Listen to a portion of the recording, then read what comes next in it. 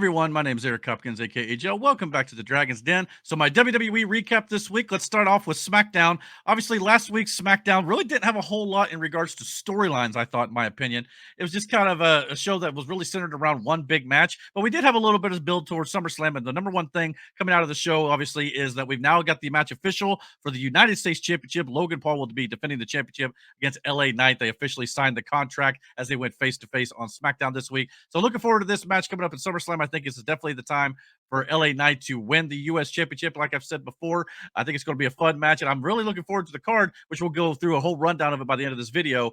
Yeah, I thought this was a good segment here between these two guys to get the contract officially signed, and I can't wait to see these two guys lock up at the extravaganza that is SummerSlam here every year.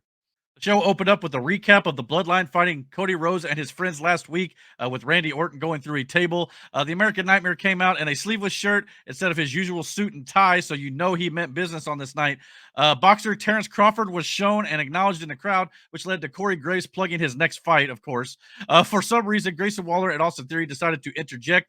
They blamed Cody Rhodes for Jacob Fatu hurting Austin Theory last week, even though Grayson Waller kind of left him out there to get jumped by Jacob Fatu, but that's notwithstanding. As soon as they got into the ring, Cody Rhodes started fighting them, and Crawford gave Rhodes a steel chair so he could regain the upper hand after being tossed out of the ring. Of course, this led to a backstage segment where Cody Rhodes confronted Nick Aldis. He said he demanded a match between himself and A-Town Down Under after the opening segment, but Nick Aldis said he'd have to find himself a partner, and of course, Cody Rhodes couldn't rely on his friend Randy Orton that he put over in the promo as actually. But with Randy Orton going through the table last week, he's selling that injury.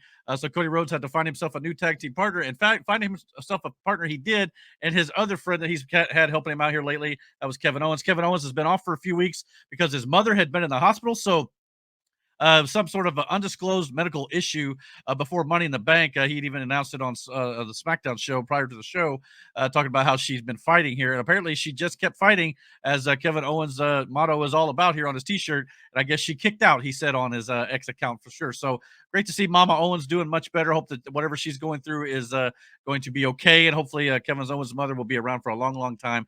Thoughts and prayers are with the Kevin Owens family here for sure. So yeah, just great to see that his mom looked to be in good spirits here, holding up the shirt for the camera. So that's awesome to see. As I mentioned, this week's SmackDown really only had one match you should go out of your way to see. So the main event, obviously, was Waller and Theory versus Kevin Owens and Cody Rhodes here for sure. Waller and Theory look to be on the same page despite a lot of friction in recent weeks related to Grayson Waller's knack for leaving his partner high and dry, so to speak. Austin Theory and Rhodes started with a basic lockup exchange, but Owens tagged in and ended up spending a lot of time in the ring. This match was a solid main event that showcased two young stars and two veterans who all seemed to work well together.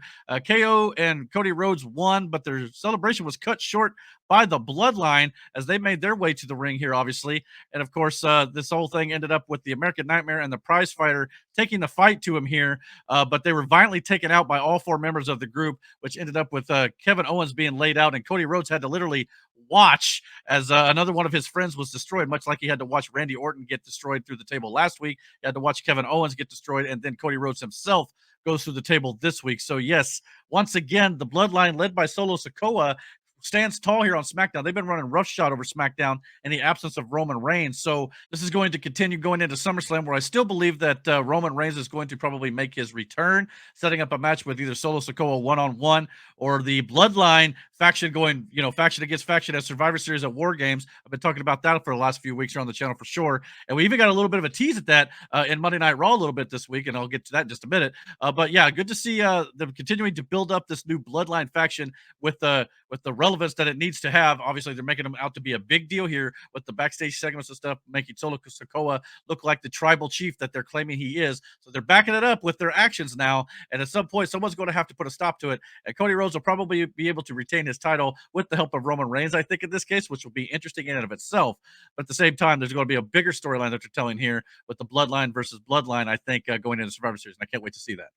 Monday Night Raw started out with Gunther in the ring. The 2024 King of the Ring kicked off Monday Night show with an in-ring promo. The Ring General was unremorseful in the insults of the World Heavyweight Champion Damian Priest from last week on Raw, doubling down on them by referring to him and the fans in Green Bay as street trash. He demanded Damian Priest come out to the ring and place the world title in his hand, removing the burden of the gold on his shoulders. Instead, the Archer of Infamy made his way to the ring and leveled his SummerSlam opponent. A brawl then ensued, during which Damian Priest attacked security and wiped them out with a dive. The show went to commercial commercial with the fight spilling up the ramp. Of course, why would you go to commercial during a big brawl like that, first of all? I mean, I just don't understand that. I wish the WWE would stop doing stuff like that. Back from the break, an attempted interview by Jackie Redmond was interrupted by the resumption of the brawl backstage. So, yes, this is going to be a big time fight at SummerSlam from the sounds of things. I still expect Gunther to win the World Heavyweight Championship here.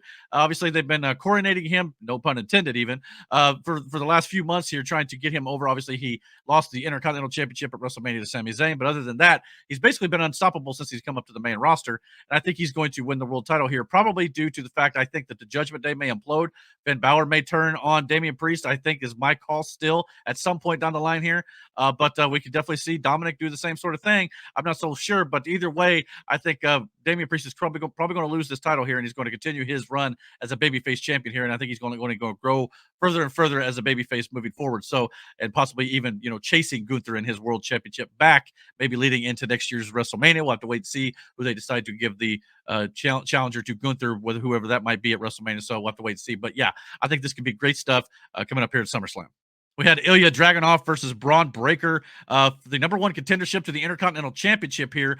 There was a spot in this match that really ended the match, so to speak, and it was kind of scary, all things considered. This spot where Braun Breaker literally speared Ilya Dragunov as he tried to fly off the side of the apron.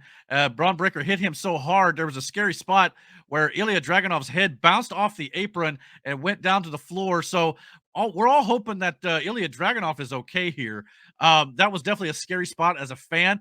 I think it was a planned spot. I think. I'm not positive, but at the same time, it was done in such a way where literally his head bounced off the hardest part of the ring. This could have been a legit injury. We all hope that he's okay. I've not heard anything in particular about whether or not this was a legit injury thing or if this was something that was completely planned. But either way, Braun Breaker gets the win here due to referee stoppage, setting up the Intercontinental Championship match at SummerSlam. Sami Zayn versus Braun Breaker, a rematch for Money in the Bank. So if all things considered, and Ilya Dragunov is good and he's okay to wrestle, I'd like to see maybe more of a multi-man match at SummerSlam. We'll just have to wait and see if that ends up being the case.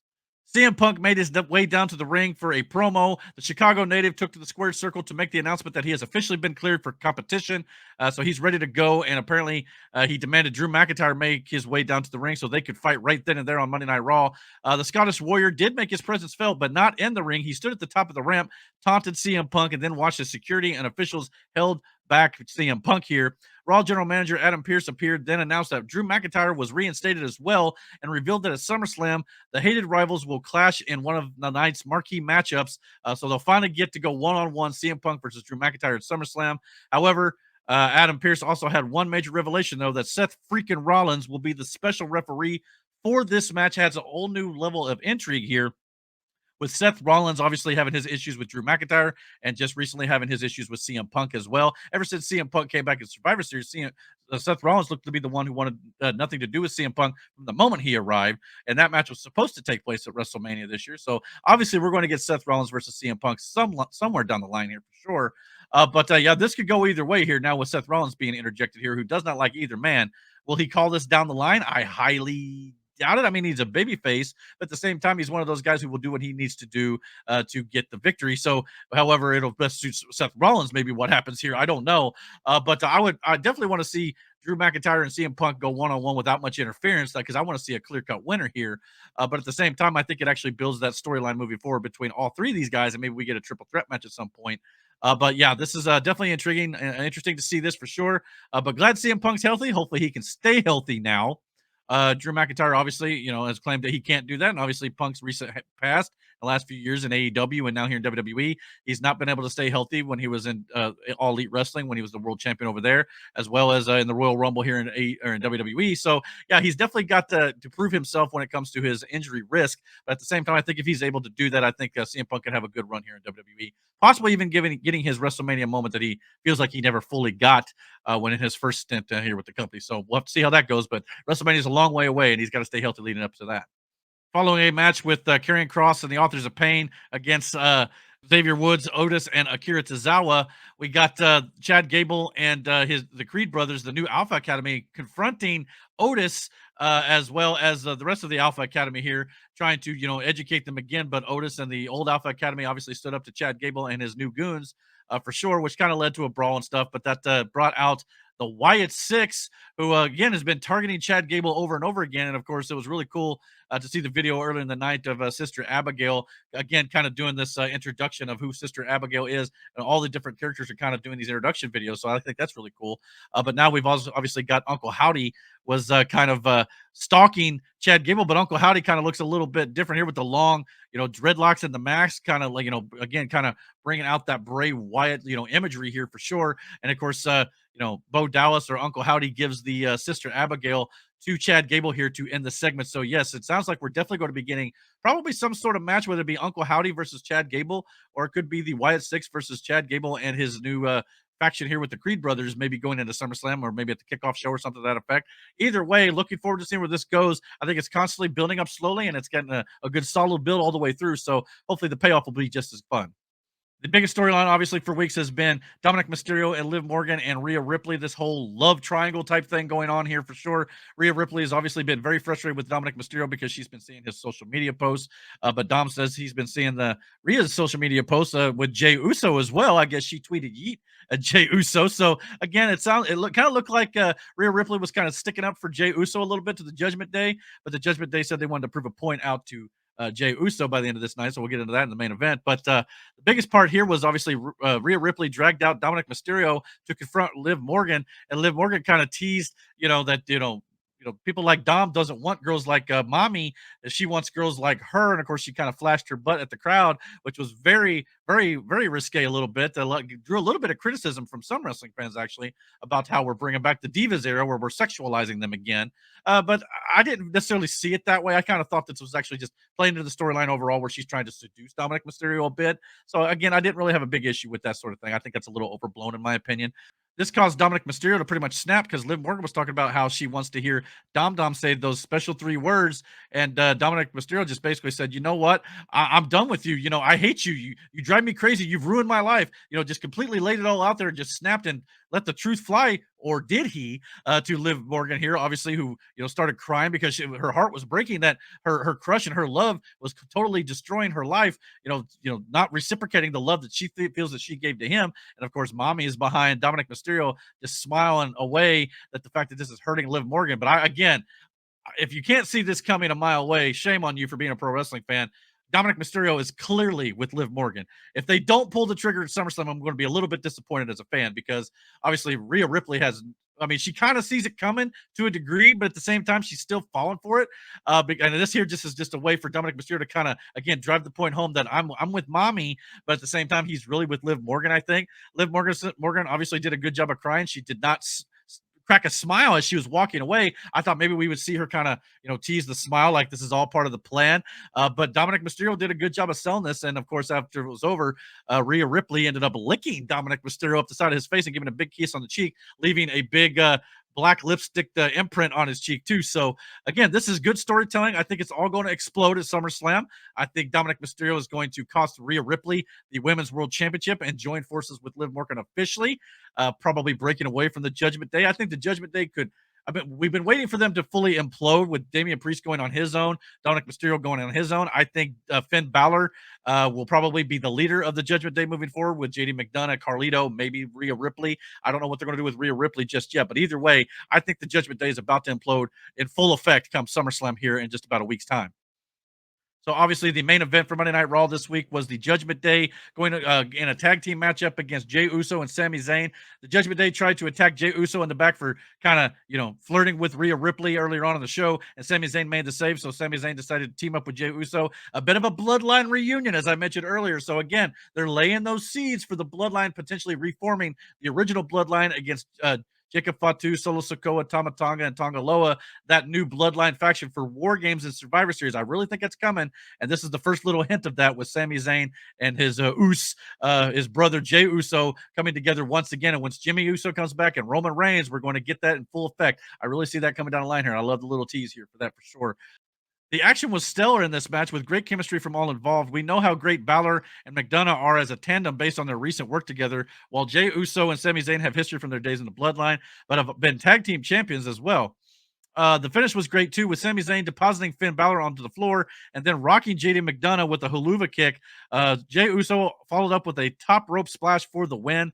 And as the show went off the air, Braun Breaker decided to attack Sami Zayn from out of nowhere with the spear, delivering another message ahead of his rematch with Sami Zayn for the Intercontinental Championship at SummerSlam. So, yes, a lot of things going on here. Again, setting up that bloodline stuff, as well as you're getting a little bit more of the Judgment Day kind of dysfunction going into that big explosion, as well as Braun Breaker, teasing the rematch of the Intercontinental Championship match at SummerSlam. I think Braun Breaker may actually win the Intercontinental Championship this time if they don't end up adding someone else to the match like Ilya Dragunov or whatever it might be. But yeah, so I think with Sami Zayn dropping the Intercontinental Championship, it'll be good to see. Like I said, because Sami Zayn won't need the title going into the Bloodline stuff later this year, so I think it'll be just okay for him to drop it to Braun Breaker, and Braun Breaker can kind of continue his rise in the ranks here as well. So overall, I thought this week's WWE did a pretty good job of selling the SummerSlam card, and here is the official SummerSlam card as it stands right now. We now have officially 7 matches so far on the show. We might get 1 or 2 more thrown in on the main card, and maybe we might get someone on the kickoff show for sure. But as I mentioned in previous weeks as well, WWE has been doing these 5-match cards here with some of their smaller pay-per-views. Obviously, with SummerSlam becoming a 2-night event next year, they're going to start stacking some of their bigger pay-per-views, I think, with a little bit more matches. And SummerSlam is no exception this year, as we now have Solo Sikoa versus Cody Rhodes for the WWE Championship, the Women's World Championship with Liv Morgan defending against Rhea Ripley. We got the World Heavyweight Champion Damian Priest defending against Gunther. We got CM Punk versus Drew McIntyre with Seth Rollins as a special guest referee. Sami Zayn defending his Intercontinental Championship against Braun Breaker. Bayley defending the WWE Women's Championship against Nia Jax. And Logan Paul defending the U.S. Championship against LA Knight. So, again, good card top to bottom here. They've done a really good job with the build. So, all things considered, great job for WWE. I think they've been doing a good job here lately, building to one of their biggest shows of the year. I think their third biggest show, as it were, with WWE's WrestleMania and Royal Rumble, and then of course SummerSlam being the third biggest show of the year. In some people's eyes, I think SummerSlam's the second. I put Royal Rumble a little bit ahead of it, just my personal preference. But yeah, so I'm looking forward to this show this year. I think it's going to be a lot of fun, and I think it's going to be worth watching, no doubt about it. And it's not going to cost everybody a whole lot too, being it's on the Peacock network and stuff still as of right now. I think Peacock is going to have the WWE pay-per-views the next few years, even though WWE is moving to Netflix for Monday Night Raw.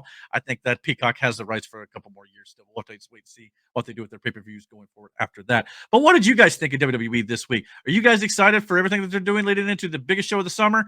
Or are you guys kind of like, not a big fan of it? There's certain things on the shows that are not that great. Some of the other stuff I didn't mention on the show. But I wanted to get the big, most important stuff here out this week for sure. But comment down below. Let me know what you guys think. And don't forget to hit that like and subscribe button. And until my next week's recap, guys, take care. And God bless.